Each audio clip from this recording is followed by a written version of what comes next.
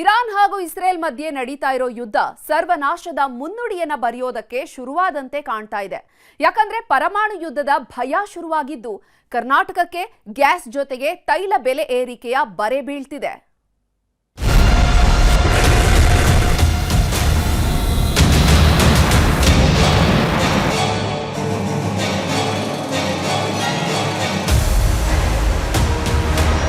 ಇಪ್ಪತ್ತೆರಡನೇ ದಿನಕ್ಕೆ ಕಾಲಿಟ್ಟಿರುವ ಕೊಲ್ಲಿ ರಾಷ್ಟ್ರಗಳ ಘೋರ ಯುದ್ಧದಲ್ಲಿ ಮಧ್ಯಪ್ರಾಚ್ಯ ದೇಶಗಳು ಸುಟ್ಟು ಕರಕಲಾಗಿ ಹೋಗ್ತಿವೆ. ನಗರಗಳು ನೆಲಸಮ ಆಗ್ತಿವೆ. ತೈಲ ಘಟಕಗಳು ಹೊತ್ತಿ ಉರಿಯುತ್ತಿವೆ. ಅನಿಲ ಸ್ಥಾವರಗಳು ಸ್ಫೋಟವಾಗಿವೆ. ಇಷ್ಟಾದ್ರೂ ಆರದ ಅಮೆರಿಕ, ಇಸ್ರೇಲ್ ಹಾಗೂ ಇರಾನ್ ನಡುವಿನ ದ್ವೇಷದ ಕಿಚ್ಚು ಈಗ ವಿನಾಶದ ದಾಳಿಗೆ ಮುನ್ನುಡಿ ಬರೆದಿದೆ. ಯಾವ ಪರಮಾಣು ಯುದ್ಧವನ್ನ ಇಡೀ ಜಗತ್ತೇ ಬೇಡ ಅಂತಿದ್ಯೋ ಅದೇ ಪರಮಾಣು ಯುದ್ಧ ಶುರುವಾಗುವ ಆತಂಕದ ಛಾಯೆ ಜನ್ಮ ತಾಳಿದೆ. ಯಾಕಂದ್ರೆ ಮುಸ್ಲಿಂ ರಾಷ್ಟ್ರಗಳಲ್ಲಿ ರಂಜಾನ್ ಹಬ್ಬದ ಸಂಭ್ರಮ ನಡೀತಾ ಇರುವಾಗಲೇ ಇಸ್ರೇಲ್ ಇರಾನ್ನಲ್ಲಿರುವ ನ್ಯೂಕ್ಲಿಯರ್ ಘಟಕಕ್ಕೆ ಬಾಂಬ್ ಹಾಕಿದೆ. ಅಮೆರಿಕ ಬೆಂಬಲದೊಂದಿಗೆ ದಾಳಿ ಮಾಡುತ್ತಿರುವ ಇಸ್ರೇಲ್ ಇರಾನ್ನಲ್ಲಿರುವ ಪರಮಾಣು ಘಟಕದ ಮೇಲೆ ವೈಮಾನಿಕ ದಾಳಿ ಮಾಡಿದೆ. ಇರಾನ್ ನಟಾಂಜ್ ಪರಮಾಣು ಘಟಕಕ್ಕೆ ಬಾಂಬ್. ಇರಾನ್ನ ನಟಾಂಜ್ ಪರಮಾಣು ಪುಷ್ಟೀಕರಣ ಸೌಲಭ್ಯದ ಮೇಲೆ ಇಸ್ರೇಲ್ ಇವತ್ತು ಬೆಳಗಿನ ಜಾವ ವೈಮಾನಿಕ ದಾಳಿ ಮಾಡಿರುವ ದೃಶ್ಯ ಇದು. ಪಶ್ಚಿಮ ಏಷ್ಯಾದ ಸಂಘರ್ಷ 4ನೇ ವಾರಕ್ಕೆ ಕಾಲಿಟ್ಟಿದ್ರೂ ಇರಾನ್ನ ದಾಳಿಯನ್ನ ಹತ್ತಿಕ್ಕಲು ಆಗ್ತಿಲ್ಲ. ಇದೇ ಸಿಟ್ಟಲ್ಲಿ ಇಸ್ರೇಲ್ ನಟಾಂಜ್ ಪರಮಾಣು ಘಟಕಕ್ಕೆ ಬಾಂಬ್ ಹಾಕಿದೆ. ರಾತ್ರಿ ಇಡೀ ಹೊತ್ತಿ ಉರಿದ ನಟಾಂಜ್ ನ್ಯೂಕ್ಲಿಯರ್ ಘಟಕದ ಒಂದು ಭಾಗ ಬೂದಿಯಾಗಿ ಹೋಗಿದೆ. ಇದು ಇಸ್ರೇಲಿ ಪರಮಾಣು ಸ್ಥಾವರದ ಬಳಿ ಇರಾನ್ ಹಾಕಿರುವ ಬಾಂಬನ ಸ್ಫೋಟಕ ದೃಶ್ಯ. ಫತಾಹ್ ಮತ್ತು ಖೈಬರ್ ಕ್ಷಿಪಣಿಗಳಿಂದ ಈ ದಾಳಿ ನಡೆದಿದೆ. ನೀವು ನಮ್ಮ ನ್ಯೂಕ್ಲಿಯರ್ ಘಟಕಗಳನ್ನು ಟಾರ್ಗೆಟ್ ಮಾಡಿದ್ರೆ ನಾವು ನಿಮ್ಮ ಪರಮಾಣು ಘಟಕಗಳನ್ನು ಉಡಾಯಿಸ್ತೀವಿ ಅಂತ ಇರಾನ್ ಎಚ್ಚರಿಸಿದೆ. ಅಚ್ಚರಿ ಅಂದ್ರೆ ಇಸ್ರೇಲ್ನ ನ್ಯೂಕ್ಲಿಯರ್ ಘಟಕದ 2 ರಿಂದ 3 ಕಿಲೋಮೀಟರ್ ದೂರದಲ್ಲಿ ಈ ಸ್ಫೋಟ ನಡೆಸಿದ್ದು ನಮ್ಮ ಗುರಿ ತಪ್ಪಾಗಿಲ್ಲ, ನೆಕ್ಸ್ಟ್ ಗುರಿ ಇಟ್ರೆ ಪರಮಾಣು ಪ್ಲಾಂಟ್ಗಳನ್ನೇ ಸ್ಫೋಟಿಸ್ತೀವಿ ಅಂತ ಇರಾನ್ ಎಚ್ಚರಿಕೆ ನೀಡಿದೆ. ಇಸ್ರೇಲ್ ನಡೆಸಿದ ಕ್ಷಿಪಣಿ ದಾಳಿಗೆ ಇರಾನ್ ದೇಶದ ಖುರಮ್ ಶಹರ್ ನಗರವೇ ಹೊತ್ತಿ ಉರಿತಾ ಇದೆ. ಇರಾನ್ ಎಷ್ಟೇ ವಾರ್ನಿಂಗ್ ಕೊಟ್ಟರೂ ಹೆದರಲ್ಲ ಅಂತ ನೆತನ್ಯಾಹು ಪಡೆ ಈ ದಾಳಿ ಮಾಡಿದೆ. 40 ಲಕ್ಷಕ್ಕೂ ಹೆಚ್ಚು ವಾಸ ಮಾಡೋ ಈ ಖುರಮ್ ಶಹರ್ ಪಟ್ಟಣದಲ್ಲಿ ಎಷ್ಟು ಜನ ಸತ್ತಿದ್ದಾರೆ ಅನ್ನೋ ಲೆಕ್ಕ ಸಿಕ್ಕಿಲ್ಲ. ಇಸ್ರೇಲಿ ಪೊಲೀಸ್ ಕಮಾಂಡ್ನ ಪ್ರಧಾನ ಕಚೇರಿಯನ್ನು ಗುರಿಯಾಗಿಸಿಕೊಂಡು ಇರಾನಿನ ಬೃಹತ್ ಮತ್ತು ಹಿಂಸಾತ್ಮಕ ದಾಳಿ ನಡೆಸಿದೆ. ಈ ದಾಳಿಯಲ್ಲಿ ಹೆಚ್ಚಿನ ಸಂಖ್ಯೆಯ ಇಸ್ರೇಲಿ ಪೊಲೀಸ್ ಅಧಿಕಾರಿಗಳು ಗಾಯಗೊಂಡಿದ್ದಾರೆ. ಅಂದಾಜು 135 ಸೇನಾ ಸಿಬ್ಬಂದಿ ಸಾವನ್ನಪ್ಪಿದ್ರೆ 1600ಕ್ಕೂ ಹೆಚ್ಚು ಜನರಿಗೆ ಗಾಯವಾಗಿದೆ ಅಂತ ಹೇಳಲಾಗ್ತಿದೆ.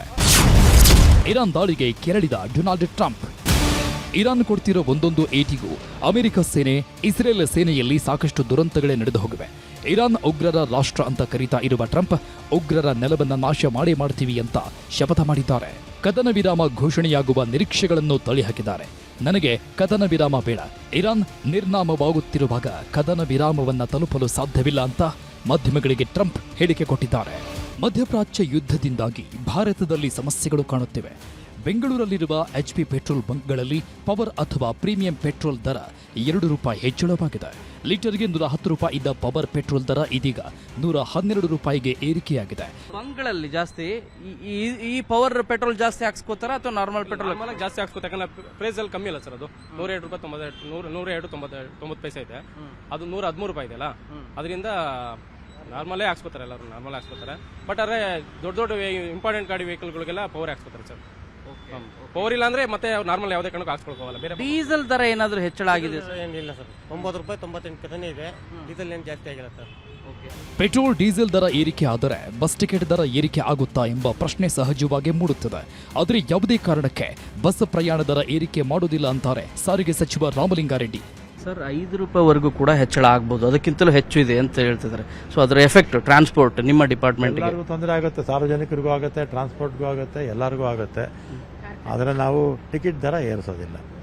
ಸದ್ಯ ಎಷ್ಟು ಹೆಚ್ಚಾದ್ರೂ ಕೂಡ ಹೆಚ್ಚಳ ಮಾಡೋದಿಲ್ಲ, ತಕ್ಷಣಕ್ಕೆ ಏರಿಸೋದಿಲ್ಲ. ಈ ಮಧ್ಯೆ ಗೃಹ ಬಳಕೆ ಸಿಲಿಂಡರ್ ಸಿಗುತ್ತೋ ಇಲ್ವೋ ಎಂಬ ಆತಂಕ ಜನರಲ್ಲಿ ದಿನೇ ದಿನೇ ಹೆಚ್ಚಾಗುತ್ತಲೇ ಇದೆ. ದೇವನಹಳ್ಳಿ ತಾಲೂಕಿನ ಬೆಟ್ಟಕೋಟೆ ಗ್ರಾಮದಲ್ಲಿ ಸಿಲಿಂಡರ್ಗಾಗಿ ಓಡಿ ಬಂದ ಗ್ರಾಹಕರು ಖರೀದಿಗೆ ನಾಮುಂದು ತಾಮುಂದು ಅಂತಿದ್ರು. ಇನ್ನೊಂದೆಡೆ ಬೆಂಗಳೂರಲ್ಲಿ ಸಿಲಿಂಡರ್ಗಳ ಮೇಲೂ ಕಳ್ಳರ ಕಣ್ಣು ಬಿದ್ದಿದೆ. ಬೇಗೂರಿನ RC ಲೇಔಟ್ ಅಪಾರ್ಟ್ಮೆಂಟ್ನಲ್ಲಿ ಹೆಲ್ಮೆಟ್ ಹಾಕಿಕೊಂಡು ಬಂದಿದ್ದ 2 ಯುವಕರು ಸಿಲಿಂಡರ್ ಕದ್ದು ಪರಾರಿಯಾಗಿದ್ದಾರೆ. ಈ ಮಧ್ಯೆ ಹೋಟೆಲ್ ರೆಸ್ಟೋರೆಂಟ್ಗಳಿಗೆ ಗುಡ್ ನ್ಯೂಸ್ ಕೊಟ್ಟಿದೆ ಕೇಂದ್ರ ಸರ್ಕಾರ. ರಾಜ್ಯ ಸರ್ಕಾರಗಳಿಗೆ ಪತ್ರ ಬರೆದಿರುವ ಪೆಟ್ರೋಲಿಯಂ ಇಲಾಖೆ ಕಾರ್ಯದರ್ಶಿ ರಾಜ್ಯಗಳಿಗೆ ಹೆಚ್ಚುವರಿಯಾಗಿ 20% ಅನಿಲ ಹಂಚಿಕೆ ಮಾಡಲಾಗ್ತಿದ್ದು ರೆಸ್ಟೋರೆಂಟ್, ಢಾಬಾ, ಹೋಟೆಲ್, ಕೈಗಾರಿಕಾ ಕ್ಯಾಂಟೀನ್, ಆಹಾರ ಸಂಸ್ಕರಣೆ, ಡೈರಿ, ಸರ್ಕಾರಿ ಕ್ಯಾಂಟೀನ್ಗಳಿಗೆ ಆದ್ಯತೆ ನೀಡಲು ಸೂಚನೆ ನೀಡಲಾಗಿದೆ. Bureau report, news 18.